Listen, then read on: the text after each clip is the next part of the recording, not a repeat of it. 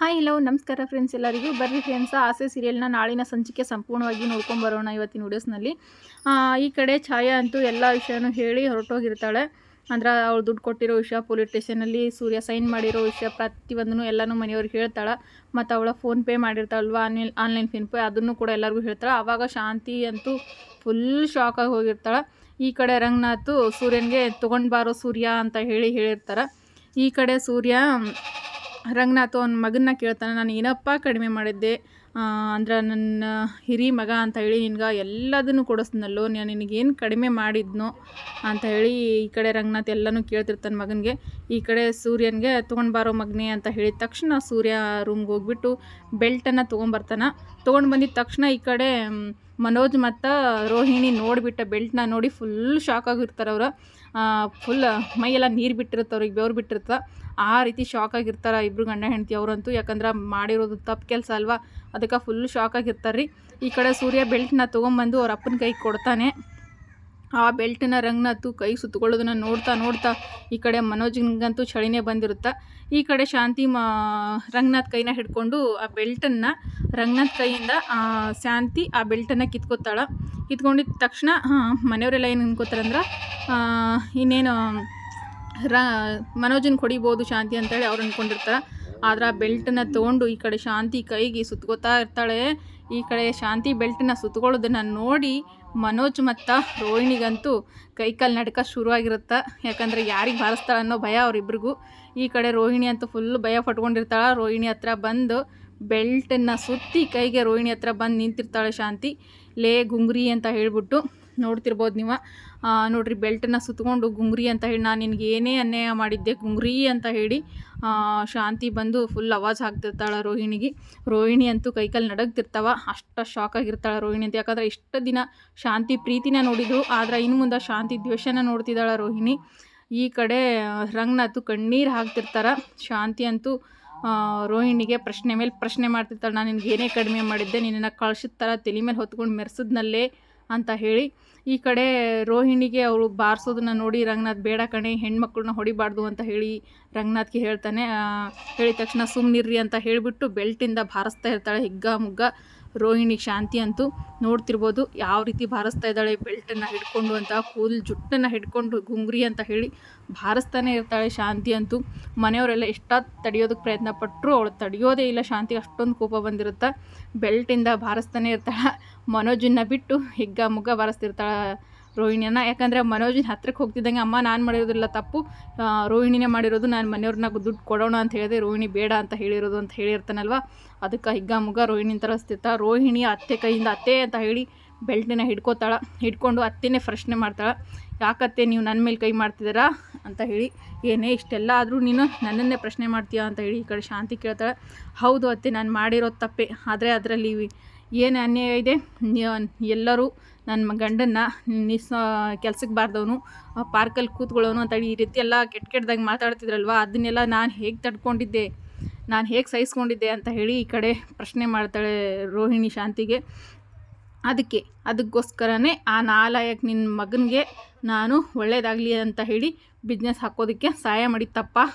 ನೀವು ನನ್ನ ಮಗ ಅಂತ ಯಾವಾಗಲೂ ಹೇಳ್ತಿದ್ರಲ್ವ, ಅದಕ್ಕೆ ಅದೇ ಮಗನಿಗೋಸ್ಕರನೇ ನಾನು ಈ ತಪ್ಪನ್ನು ಮಾಡಿರೋದು.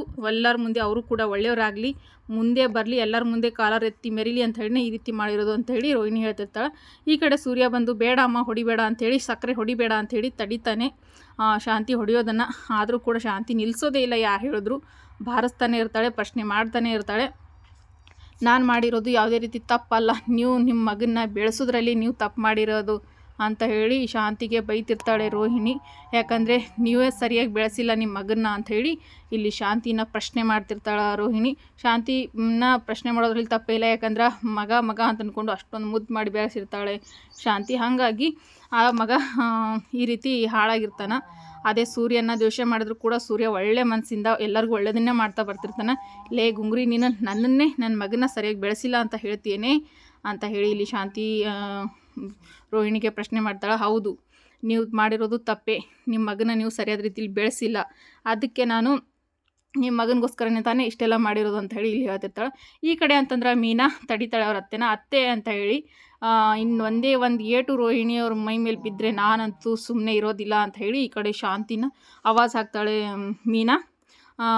ಆವಾಜ್ ಹಾಕಿದ ತಕ್ಷಣ ಶಾಂತಿ ಫುಲ್ ಶಾಕ್ ಆಗಿ ಸುಮ್ಮನೆ ನಿಂತಿರ್ತಾಳೆ. ಯಾಕಂದ್ರೆ ಮೀನಾಗಂತೂ ಏನೂ ಹೇಳೋದಿಲ್ಲ, ಶಾಂತಿ ಸುಮ್ಮನೆ ನಿಂತಿರ್ತಾಳೆ. ಆದರೆ ರೋಹಿಣಿಗೆ ಹೊಡೆಯೋದನ್ನು ಮೀನಾ ತಡಿತಾಳೆ. ಇನ್ನೊಬ್ಬರ ಮನೆ ಹೆಣ್ಮಕ್ಳನ್ನ ಕೈ ಮಾಡೋ ಅಧಿಕಾರ ನಿಮಗಿಲ್ಲ ಅತ್ತೆ ಅಂತ ಹೇಳಿ, ಅವಳೇ ಮಾಡಿರೋ ತಪ್ಪು ಅಂತ ಥೂ ನಿನ್ನ ಜನ್ಮಕ್ಕೆ ಇಷ್ಟು ಬೆಂಕಿ ಹಾಕ, ಹೆಂಡ್ತಿನ ಈ ರೀತಿ ಹೊಡಿತಿದ್ರು ಸುಮ್ಮನೆ ನಿಂತ್ಕೊಂಡು ನೋಡ್ತಿದ್ಯಲ್ಲೋ ನಾಲಾಯಕ್ ಗಂಡ ಅಂತ ಹೇಳಿ ಮೀನಾ ಮನೋಜ್ಗೆ ಬೈತಿರ್ತಾಳೆ. ನಿಮ್ಮ ಕೈ ಮುಗಿತೀನಿ ಅತ್ತೆ, ದಯವಿಟ್ಟು ರೋಹಿಣಿ ಅವ್ರನ್ನ ಹೊಡಿಬೇಡಿ ಅತ್ತೆ ಅಂತೇಳಿ ಈ ಕಡೆ ಮೀನಾ ಕೈ ಮುಗಿದು ಶಾಂತಿನ ಬೇಡ್ಕೋತಾಳೆ ಹೊಡಿಬೇಡಿ ಅಂತ. ಈ ಕಡೆ ಶಾಂತಿ ಮತ್ತೆ ಮೀನಾ ಇವಳ ಹತ್ರ ಬಂದು ಮತ್ತೆ ಹೊಡೆಯೋದಕ್ಕೆ ಅಂತ ಹೋಗ್ತಾಳೆ, ರೋಹಿಣಿ ಹತ್ರ ಬಂದು ಹೊಡೆಯೋದಕ್ಕಂತ ಹೋಗ್ತಾಳೆ. ಅಷ್ಟರಲ್ಲಿ ಮತ್ತೆ ಅವಳನ್ನು ತಡೀತಾರೆ ಶಾಂತಿನ. ಇವಳು ನನ್ನ ಮಗನ ನಾನು ಬೆಳೆಸಿರೋ ರೀತಿನೇ ಸರಿ ಇಲ್ವಂತ್ರಿ, ನಾವು ಎಷ್ಟು ಕಷ್ಟಪಟ್ಟಿದ್ದೀವಿ ಅವನ್ನ ಓದಿಸೋದಕ್ಕಂತ ನಿಮಗೆ ಗೊತ್ತೇನೆ, ನನ್ನ ಗಂಡ ಎಷ್ಟು ಕಷ್ಟಪಟ್ಟಿದ್ದೀವಿ ಅಂತ ಗೊತ್ತೇನೆ, ನನ್ನ ಗಂಡ ಬೆವ್ರು ಸುರಿಸಿ ದುಡ್ದಿರೋ ಅಂಥ ದುಡ್ಡನ್ನು ನಿಮ್ಮ ಅಪ್ಪ ಕೊಟ್ಟಿದ್ದು ಅಂತ ಹೇಳ್ದೀನಿ ಅಂತ ಹೇಳಿ ಇಲ್ಲಿ ಶಾಂತಿ ಕಣ್ಣೀರು ಹಾಕ್ತಾಳೆ. ಈ ಕಡೆ ಶಾಂತಿ ಅಂತೂ ನನ್ನ ಮಗನ ಸರಿಯಾಗಿ ಬೆಳೆಸಿಲ್ವಂತೀರಿ, ಅವ್ಳಿಗೇನು ಗೊತ್ತು, ಅವ್ನು ಹುಷಾರಲ್ಲದೆ ಆಸ್ಪತ್ರೆಯಲ್ಲಿ ಮಲಗಿರ್ಬೇಕಾದ್ರೆ ನಾನು ಎಷ್ಟು ಕಷ್ಟಪಟ್ಟಿದ್ದೀನಿ ಅಂತ. ನೀನು ಹೇಳ್ತೀಯಲ್ಲೇ ಕಂಡೋರ ಮನೆ ಹೆಣ್ಮಕ್ಳ ಮೇಲೆ ಕೈ ಮಾಡಬಾರ್ದು ಅಂತ. ನಾನು ಇವಳಿಗೆ ಏನೇ ಕಡಿಮೆ ಮಾಡಿದ್ದೀನಿ, ಇವಳು ನನ್ನ ಹೊಟ್ಟೆಲಿ ಹುಟ್ಟದೇ ಇರ್ಬೋದು, ಆದರೆ ನಾನು ಹೆತ್ತ ಮಗಳಿಗಿಂತನೂ ಹೆಚ್ಚಾಗಿ ನೋಡ್ಕೊಂಡಿದ್ದೀನಿ ಅಲ್ಲೇ. ನಾನು ಇವಳಿಗೆ ಏನು ಕಡಿಮೆ ಮಾಡಿದೆ ಅಂತ ನನಗೆ ಈ ರೀತಿ ಅನ್ಯಾಯ ಮಾಡೋದು, ನಾನು ಹೊಟ್ಟೆಲಿ ಹುಟ್ಟಲಿಲ್ಲ ಅನ್ನೋದು ಒಂದು ಬಿಟ್ಟರೆ ಇವಳನ್ನ ನಾನು ಏನೇ ಕಡಿಮೆ ಮಾಡಿದ್ದೆ ಅಂತ ಹೇಳಿ ಇಲ್ಲಿ ಶಾಂತಿ ಕೇಳ್ತಿರ್ತಾಳೆ. ಆ ಪ್ರಶ್ನೆಗಳಿಗೆ ರೋಹಿಣಿ ಹತ್ರ ಉತ್ತರ ಇರೋದಿಲ್ಲ, ಅದಕ್ಕೆ ಕಣ್ಣೀರನ್ನ ಹಾಕ್ತಾ ಇರ್ತಾಳೆ. ಮತ್ತೆ ಹೊಡೆಯೋದಕ್ಕಂತ ಹೋಗ್ತಾಳೆ ಮೀನಾ, ಶಾಂತಿ ಮತ್ತೆ ರೋಹಿಣಿ ಹೊಡೆಯೋದಕ್ಕಂತ ಹೋದಾಗ ಇಲ್ಲಿ ಮೀನಾ ತಡಿತಾಳೆ. ನೋಡ್ದಿಯೇನಮ್ಮ, ನೀನು ಯಾರನ್ನು ಎಲ್ಲಿ ಸಿಕ್ಕಾಕ್ಸಿ ಎಲ್ಲಿ ಬಯಸಬೇಕು ಅಂತ ಹೇಳಿ ಕಾಯ್ತಿದ್ಯೋ ಅದೇ ದೇವತೆ ಇವತ್ತು ನಿನ್ನ ಕಾಪಾಡ್ತಾ ಇರೋದು. ಇದು ಮನೆ ಬೆಳಗೋ ದೀಪ ಅಂತ ಅಂದ್ರೆ ಮನೆ ಬೆಳಗೋ ಲಕ್ಷಣ, ಮನೆ ಬೆಳಗೋ ಸೊಸೆ ಅಂತ ಹೇಳಿ ರಂಗನಾಥ್ ಹೇಳ್ತಿರ್ತಾರೆ. ರೋಹಿಣಿನ ಶಾಂತಿನೂ ಅಷ್ಟೇ, ನಾನು ಮನೆ ಬೆಳಗೋ ದೀಪ ಅಂತ ಅಂದ್ಕೊಂಡಲ್ಲಿ ನನ್ನ ಮನೆ ನಂದಾದೀಪ, ಇವಳು ನನ್ನ ಮಗನ ಬಾಳನ್ನು ಬೆಳಗ್ತಾಳೆ ಅಂತ ಅಂದ್ಕೊಂಡೆ, ನೀನು ಈ ರೀತಿ ಮಾಡಿದ್ಯಲ್ಲ ಅಂತ ತುಂಬಾ ಆಳ್ತಿರ್ತಾಳೆ ಶಾಂತಿ ಅಂತೂ. ಎಲ್ಲದನ್ನು ನೆನೆಸ್ಕೊಂಡು ಇಲ್ಲಿ ರಂಗನಾಥು ಮಗನ ಹತ್ರ ಬರ್ತಾನೆ, ಕಾಲರ್ ಎತ್ಕೊಂಡು ಮೆರಿತಿದ್ಯಲ್ಲಪ್ಪ ಮಗನೇ ಅಂತ ಹೇಳಿಬಿಟ್ಟು ಕೇಳ್ತಿರ್ತಾನೆ.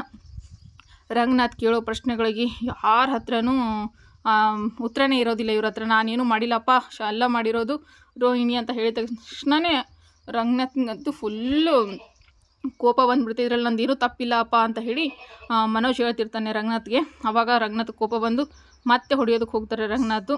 ಆದರೆ ರಂಗನಾಥು ಎಲ್ಲರಿಗೂ ಹೇಳ್ತಾರೆ, ನೀವು ಇನ್ನು ಮುಂದೆ ಎಲ್ಲರೂ ನಿಮ್ಮ ರೂಮ್ಗೆ ಹೋಗಿ ಅಂತ ಹೇಳಿ, ಶಾಂತಿ ಸುಮ್ಮನಿರ್ರಿ ಅಂತ ಹೇಳಿ ಶಾಂತಿ ಹೇಳ್ತಿರ್ತಾಳೆ. ಆದರೆ ಈ ಕಡೆ ರಂಗನಾಥ್ ಹೇಳ್ತಾರೆ ಶಾಂತಿ ಅಂತ ಹೇಳಿ ಜೋರಾಗಿ ಆವಾಜ್ ಹಾಕ್ತಾರೆ. ಆವಾಜ್ ಹಾಕಿದ ತಕ್ಷಣ ಎಲ್ಲರೂ ಅವ್ರವ್ರ ರೂಮಿಗೆ ಹೋಗೋದಕ್ಕೆ ನಿಂತ್ಕೊಂಡಿರ್ತಾರೆ. ರೋಹಿಣಿ ಮನೋಜ್ ಹತ್ರ ಬಂದು ಒಂದೇ ಸಮನೆ ಗುರ್ರ ಅಂತ ನೋಡ್ತಿರ್ತಾಳೆ.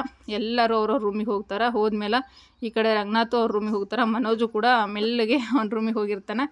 ಈ ಕಡೆ ಏನಮ್ಮ ಮೀನಾ ಕಾಫಿ ಮಾಡ್ತಿದ್ಯಾ ಅಂತ ಹೇಳಿ ಈ ಕಡೆ ಸೂರ್ಯ ಕೇಳ್ತಾನೆ. ಹೌದು ರೀ ಅಂತ ಹೇಳಿ ಇಲ್ಲಿ ಮೀನಾ ಹೇಳ್ತಾಳೆ.